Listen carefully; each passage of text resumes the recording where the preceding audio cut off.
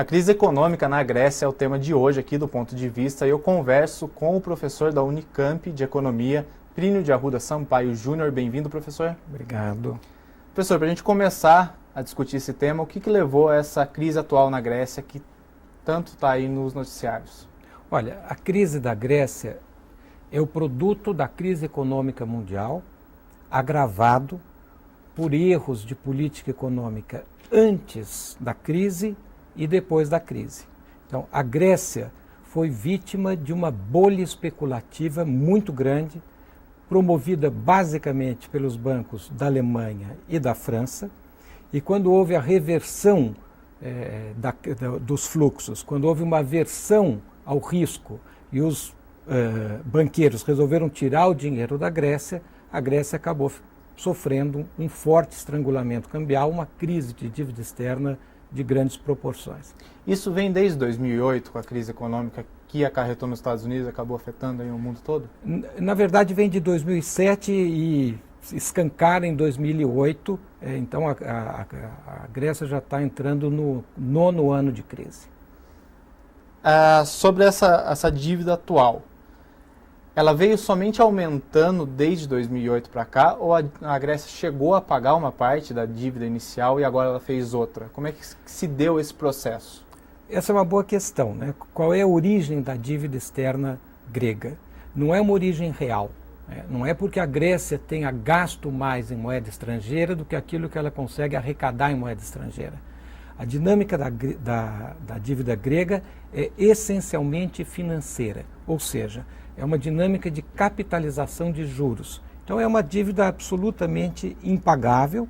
O próprio FMI reconhece que a dívida é impagável e portanto, uma tragédia que tem que ter uma solução que passa pela negociação política e não pelas imposições dos bancos. É possível dar uma dimensão do tamanho da dívida grega comparando com outros países? Olha, a dívida grega em relação à própria economia grega é uma dívida grande.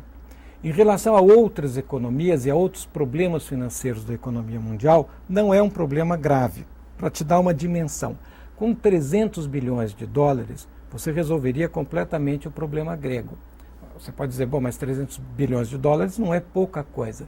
Mas quando você compara este montante com o montante que foi direcionado para salvar os bancos no momento mais agudo da crise, você vai ver que este recurso é um recurso, digamos, residual, o que mostra que na gestão da crise existem dois pesos e duas medidas. Quando é para salvar banco, existe uma generosidade absoluta dos bancos centrais. Quando é para salvar uma sociedade nacional, um país, um povo, então há o rigor do contrato. Na verdade, o problema grego é muito menos um problema financeiro hoje, até porque os bancos já se livraram da dívida grega, passaram o mico para o governo, fundamentalmente alemão e francês, e, portanto, se houver uma inadimplência grega, isto não é um grande abalo na economia mundial. O problema grego é simbólico, né? É o problema da ordem internacional conseguir impor o seu esquema, né, a sua forma de administrar a dívida ao povo grego. É isso, na verdade, que está em questão. Esse voto da população pelo não que teve na consulta que foi feita, pelo não pagamento da dívida e sim pelo calote, como o senhor vê isso?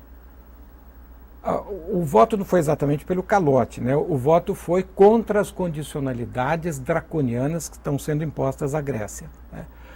Esse voto ele é muito importante quando a gente examina a evolução da crise econômica. Por quê? Porque qual é o sistema que impera hoje? É o sistema neoliberal. Ou seja, as sociedades têm que se adequar às regras dos bancos. O que o povo grego disse é que isso não adianta, né? E que eles querem inverter a situação, pagar conforme as suas condições objetivas. Então, isso é uma subversão do mecanismo de decisão de política econômica que vigora no mundo como um todo e na União Europeia, e por isso é que ele é uma questão importante. Ou seja, isso chama mais atenção do que a dívida em si. Todo o problema grego hoje é um problema essencialmente político. né? A cara dele é uma cara financeira e econômica. Mas o problema de fundo é um problema político. Ou seja, qual é o problema político? Como que a Europa vai sair da crise, como que o mundo vai sair da crise. O que os gregos estão dizendo é: a solução neoliberal não resolve o problema da crise, implica grandes sacrifícios sociais e só resolve o problema do banqueiro. E só resolve o problema, no caso específico da Grécia, do governo alemão, que impõe o seu receituário ao conjunto da Europa. Esse modelo de lidar com a crise na Grécia pode acabar servindo de modelo para outros países que também estão aí na beira de crise, como Portugal, Itália, até a Espanha? Então, o que a Grécia, o modelo grego é o modelo padrão. É este o modelo que vai ser imposto a todos, não só na Europa, mas também no mundo inteiro. Por exemplo, a América Latina agora entrou na era do ajuste, não é só o Brasil, né? São os principais países da América Latina, estão todos sobre o ditame do ajuste. E o ajuste é este, né? É a ideia de que você sacraliza os contratos privados em detrimento das condições de vida dos trabalhadores e da sociedade de uma maneira geral. Então, é este o modelo grego, é este o modelo neoliberal, e é isto que o voto não coloca em questão. Por isso o voto não, ele é tão importante. Porque a Grécia, se você for olhar a Grécia, é uma economia minúscula dentro da economia europeia. E o problema financeiro grego, ainda que fortíssimo para a dimensão da economia grega, quando posto em perspectiva e comparado com o que aconteceu no mundo, é um problema residual. O problema grego é simbólico. É que se a Grécia subverte o mecanismo de ajuste, isto acaba funcionando como um efeito demonstração para outras sociedades, colocando em questão a solução liberal para a crise do neoliberalismo. Existe como a gente comparar a crise da Grécia com a situação da Itália e Portugal principalmente? Sem dúvida nenhuma, porque a Grécia faz parte da periferia da União Europeia, né? Assim como, com certeza, Portugal e, em menor sentido, Espanha e Itália. Então, eles sofreram de maneira mais intensa o impacto daquela bolha especulativa, por um lado. Por outro lado, estes países não têm a menor condição de atender às imposições da União Europeia, que na verdade são as imposições do governo alemão. Então eles estão sem soberania para poder reagir à crise e estão, portanto, todos sob o manto, né, da austeridade monetária e fiscal da Alemanha. Então, sim, sem dúvida nenhuma. É por isso que o problema grego não é só um problema grego, né? Ele é pequenininho, mas ele é grande pelo simbólico e pelo efeito cascata que ele pode ter na Europa. A gente volta já com esse assunto, professor. O tema do ponto de vista de hoje é a crise na Grécia. A gente volta já já.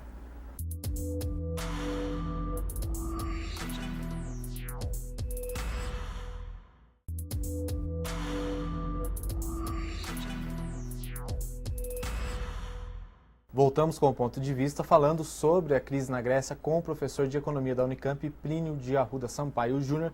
Professor, o senhor vinha falando sobre a parte simbólica dessa crise grega e como o país vem enfrentando, mas também existe o fator, que a gente acabou discutindo até fora do ar, dessa dramaticidade que existe em cima da crise, do enfrentamento dela. O senhor pode falar um pouco disso para a gente? Olha, o problema grego é uma tragédia, né? E é até uma ironia que essa tragédia aconteça exatamente na Grécia, que é o berço da tragédia. Porque o que está acontecendo na Grécia, primeiro, era previsível, né? O movimento de especulação, né, que tomou conta do capitalismo no início dos anos 2000, era previsível que terminaria num debacle financeiro, e terminou. Como é previsível que o plano de ajuste que eles estão fazendo não resolve o problema grego, né? Então, é uma tragédia por quê? Porque o mundo está dando, ou melhor, as potências capitalistas, no caso europeu, né, a Alemanha, mas com a supervisão também do FMI, Eles estão dando uma solução neoliberal para a crise do neoliberalismo. Né? Por que que isto fica muito claro na Grécia? Né? É uma solução, primeiro, antissocial. A Grécia está há 9 anos em ajuste, o desemprego na Grécia está hoje em torno de 25%, a renda per capita do grego diminuiu em 1/3. Né? É uma solução antinacional, porque hoje a Grécia é um país praticamente tutelado pela Alemanha, né? Sem nenhuma autonomia de política econômica. E é uma solução antidemocrática. Então você veja, quando você vota pelo ajuste, vale. Mas quando você vota contra o ajuste, aí, olimpicamente, essa decisão é ignorada. Então, isso mostra o caráter da ordem internacional. É uma ordem que, para os banqueiros, tudo, e há um absoluto desprezo para as necessidades dos trabalhadores, da sociedade em geral. Então, essa é que é a importância da Grécia. Na Grécia, hoje, estes problemas aparecem escancarados. E o braço de força entre a vontade do grande capital e a vontade do povo está se jogando lá. Então, a votação grega é, por assim dizer, uma espécie de movimento que lembra a Antígona. Ou seja, é uma rebelião dos humildes, dos pequenininhos, contra uma coisa que é absolutamente injusta e insensata. Muito se fala sobre um possível perdão da dívida. O senhor acha que isso pode acontecer e existem consequências em cima disso? Essa é uma questão muito boa, porque, na verdade, essa dívida é impagável. Do ponto de vista técnico, ela é absolutamente impagável. O próprio FMI tem um documento recente que vazou, onde ele reconhece e diz, olha, esse caminho não vai funcionar, porque ela é impagável. Então, se ela é impagável, tem 2 caminhos. Um caminho é empurrar o problema, ignorar o fato, ignorar a realidade até que o mercado resolva de maneira caótica. Foi, por assim dizer, o caminho da Argentina no início dos anos 2000. E tem o caminho da sensatez, que é reconhecer a impossibilidade técnica de pagar essa dívida e anular a dívida. Diga-se de passagem, a Grécia fez uma auditoria da dívida externa dela e da dívida pública, né? E constatou vários problemas de legalidade e de imoralidade na dívida que foi contraída. Então essa é uma dívida que é impagável, o FMI reconhece, ilegítima, a auditoria da dívida reconhece. Então o que está em questão? O banco, na verdade, empurra. Até quando?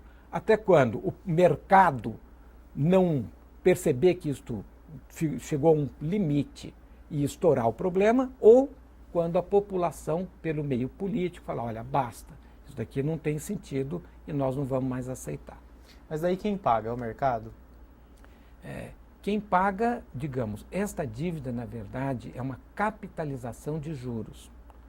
Se o telespectador tiver uma dúvida, porque às vezes o economista fala e as pessoas não entendem nada do que eles estão falando, mas é muito simples o que está acontecendo na Grécia. O telespectador, se quiser fazer um laboratório do que está acontecendo lá, ele pega R$1.000, vai no banco e entra no cheque especial.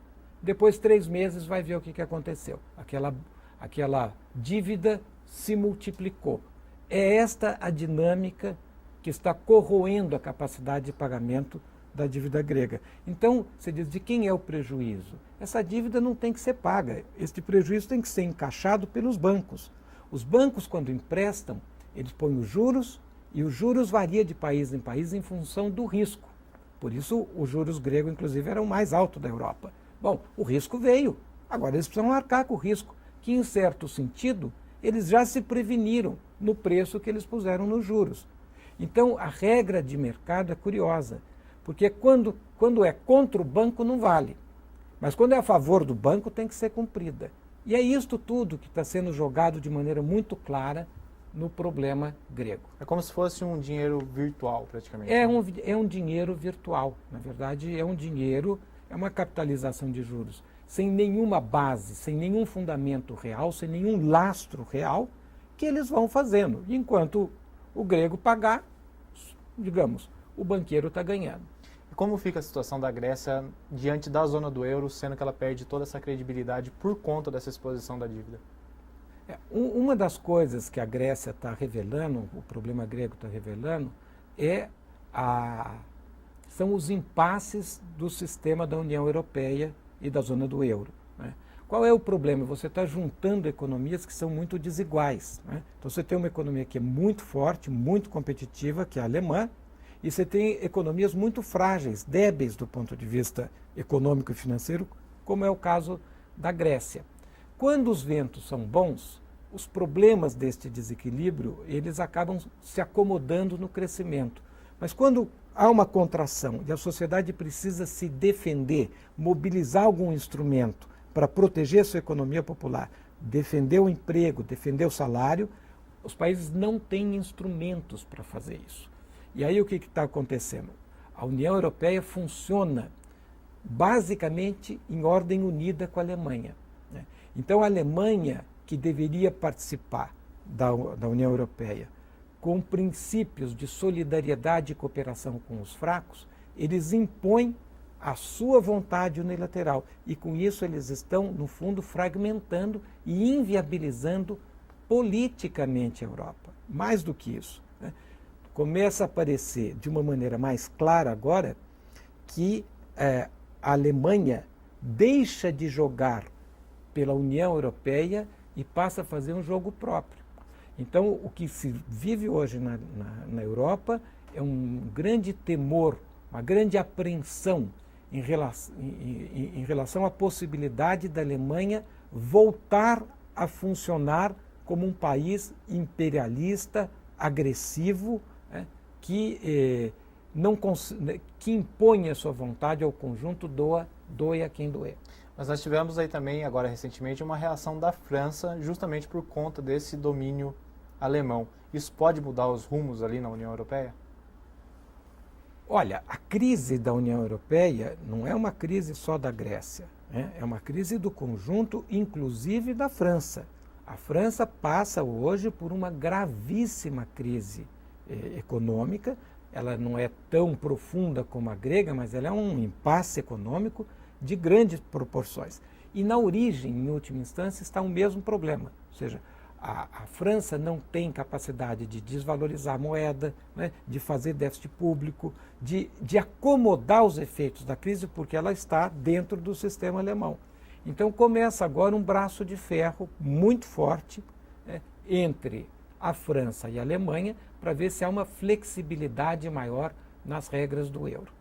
Dada a dimensão da crise, mesmo com muita flexibilidade, na minha opinião, é muito difícil que o euro continue tal como ele está e que a União Monetária persista por muito tempo. O senhor vê isso como um possível fim do euro, os países retomando as moedas originais, ou somente uma readequação, uma remodelação dele até o surgimento de uma nova moeda única? Olha, nós estamos num momento de grande incerteza, né? Então é muito difícil alguém fazer previsão. O que nós podemos ver é o que está acontecendo. O que está acontecendo? Uma tendência forte à fragmentação da Europa e à fragmentação monetária da Europa. Se o governo francês e o governo alemão, que são os que, na verdade, comandam o projeto europeu, vão ter capacidade de inventar uma modalidade, um arranjo que dê flexibilidade para acomodar a crise, isso não está claro.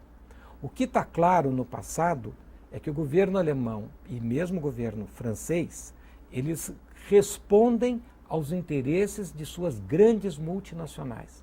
E o jogo da grande multinacional é aproveitar a crise do liberalismo para aprofundar o liberalismo.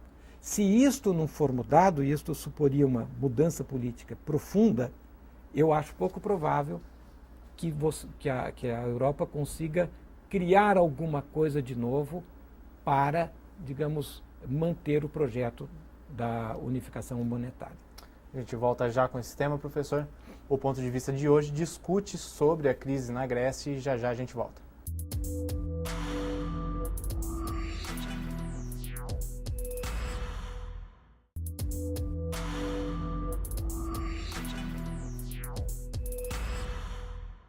Voltamos com a última parte do ponto de vista, que hoje fala sobre a crise na Grécia. Professor, a gente veio falando anteriormente sobre o tempo já que a Grécia está em crise. Por que essa sensação de que essa crise não tem fim? Olha, essa é uma boa questão e é importante que isso seja colocado por debate, né? Quanto mais se debater isso, melhor, né? Nós estamos enfrentando uma crise de grandes proporções, né? Quando a crise veio, aqui no Brasil se falou que era uma marolinha, né? E se falou inclusive que o Brasil seria maior do que a crise. Não, é uma crise econômica mundial de grandes proporções. É provavelmente a terceira maior crise da história do capitalismo. Como é que esta crise está sendo administrada? Ela está sendo administrada basicamente pelo Estado americano, né? Os americanos estão impondo a solução americana para a crise geral do capitalismo. Esta solução consiste basicamente em, primeiro, diluir a digestão da crise no tempo e, segundo, passar o mico da crise do forte para o fraco dos americanos para o resto do mundo. Então, esta é a regra, né? Então, dar uma solução liberal para a crise do neoliberalismo. É uma espécie de neoliberalismo ao cubo. O que isso significa na prática? Como é que os americanos exportam a crise? Desvalorizando a moeda e fomentando o que aconteceu, e que inclusive é o que explica o problema grego e em parte o problema brasileiro, a uma exportação de capitais. Então, como os grandes capitais, eles seguraram os bancos ficaram com aquele dinheiro, não tinham oportunidade de investimento, eles se lançaram a especular no mundo inteiro, inclusive aqui no Brasil e muito na Grécia. Bom, então este é um movimento. Quando a especulação se exaure, eles vão cobrar um ajuste, eles vão cobrar na forma de patrimônio aquele dinheiro que entrou e que não tem saída. Então, um mecanismo é este. O segundo mecanismo que os americanos estão usando é o mecanismo da ofensiva sobre o trabalho. Ou seja, que consiste no quê? Em reduzir o padrão tradicional de vida dos trabalhadores em todos os lugares do mundo. É isso que chegou agora no Brasil. Ou seja, redução de salários, redução de jornada. Precarização do trabalho, terceirização, intensificação do trabalho, redução de salário, desemprego, que disciplina. É isso que está acontecendo no mundo desenvolvido e, evidentemente, nós não estamos fora do mundo, nem a Grécia, e isto chega aqui. E o terceiro elemento da solução americana é o esvaziamento da soberania nacional. Ou seja, é a imposição de pactos, de acordos liberais que destitui o poder do Estado de fazer política econômica. Então, o que isso significa, né? Esta solução? Esta é uma solução que no fundo, projeta para o futuro uma longa estagnação, que é onde nós estamos. E não há ainda, não se vislumbra ainda a solução deste problema. Então, é uma crise grande, de longa duração, sem perspectiva de sair. Esta é a situação do mundo como um todo. Ou seja, existe uma relação, então, entre a crise grega e o que a gente vive hoje aqui no Brasil. Tem como a gente amenizar aqui no país essa situação? Mas sem dúvida nenhuma que tem muita relação. O Brasil não está fora do mundo e a melhor maneira de entender o Brasil é colocar o Brasil dentro do mundo. E aí, evidentemente, nós temos as nossas especificidades. Eu vou te dar um exemplo. Nós estamos aqui numa Câmara Municipal, né, de Campinas. Campinas tem uma dívida pública imensa. A história da dívida pública de Campinas é muito parecida com a história da dívida pública grega. Porque a dívida pública aqui, ela cresce basicamente por uma dinâmica financeira, como a dívida de São Paulo, como a dívida do Estado de São Paulo. Então, por assim dizer, o problema federativo brasileiro tem muita semelhança com o problema grego. Claro, o grego é um problema de dívida pública e um problema de dívida soberana. Aqui não tem problema de dívida soberana. Mas a dinâmica e as consequências do endividamento são as mesmas. E a causa, digamos, e as forças que impõem aos estados brasileiros, aos municípios brasileiros e à própria Federação Brasileira este ajuste draconiano, que é tudo pelo banco, também é o mesmo. Vou te dar um exemplo. O Brasil agora está discutindo o ajuste, né? E o ajuste das contas públicas. E a retórica é que teve uma gastança. E a retórica, a população deve olhar e falar, bom, deve ter tido gastança. Porque a dívida pública brasileira entre 2000 e 2015 praticamente multiplicou por 3. Então, se aumentou a dívida é porque teve muito gasto.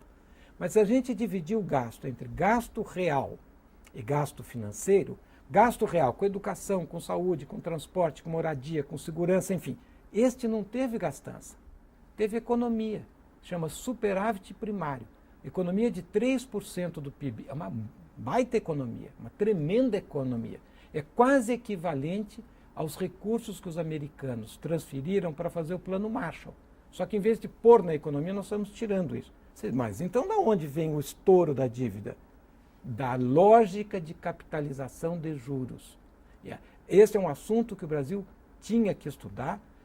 Todas as câmaras, os estados e o Congresso Nacional, eles tinham que fazer uma auditoria da dívida para explicar para a população por que não há recurso fiscal para fazer políticas públicas. Não há porque esse dinheiro é canalizado para alimentar o rentismo que se ergue em torno da dívida pública. O rentismo que acaba sendo exterior no caso de um Estado. Ele acaba alimentando outros países, por exemplo, outros fundos monetários, como o FMI e outras grandes instituições. O rentismo ele é externo e interno, né? Porque, na verdade, todo mundo que comprou dívida pública acaba participando desta farra. Uma parte capital internacional, estimulada pelo governo brasileiro com juros estratosféricos, e outra parte, a própria, digamos, plutocracia brasileira. Tendo a Grécia como um exemplo aí, o que o Brasil pode tirar de lição? A lição da grega, ela é absolutamente evidente, né? É que a solução liberal não resolve o problema econômico em si e não resolve o problema do povo. E dentro desta solução, o trabalho de Sísifo, né, o trabalho do ajuste, o ajuste é um trabalho de Sísifo, não tem fim, né? Então nós temos que procurar outros caminhos, porque o caminho liberal, o caminho do ajuste permanente, o caminho do ajuste sem fim, não leva a lugar nenhum. Na opinião do senhor, qual seria o melhor caminho hoje para a situação brasileira diante do cenário mundial? Eu acho que a melhor solução para o Brasil hoje é, primeiro, fazer uma tremenda auditoria das dívidas, né, para o povo saber o que está acontecendo, né, e não comprar gato por lebre. Segundo, defender, tomar iniciativas para que o governo tenha meios de defender a economia popular e o interesse nacional. E isso, na prática, quer dizer centralizar o câmbio, não permitir essa plena liberdade de movimento de capitais, né? E nacionalizar os setores estratégicos e ter um controle rígido sobre o setor financeiro. Essa é a pré-condição. Mas o mais importante de tudo é ter controle sobre as reservas cambiais, né? Para que estas reservas sejam utilizadas para financiar a travessia da saída da crise e não para financiar a fuga de capital de quem veio para cá para especular com os juros brasileiros. Professor, muito obrigado pela presença. Eu que agradeço. Esse foi o Ponto de Vista, que discutiu a crise na Grécia com o professor de Economia da Unicamp, Plínio de Arruda Sampaio Júnior, e a gente volta num próximo programa.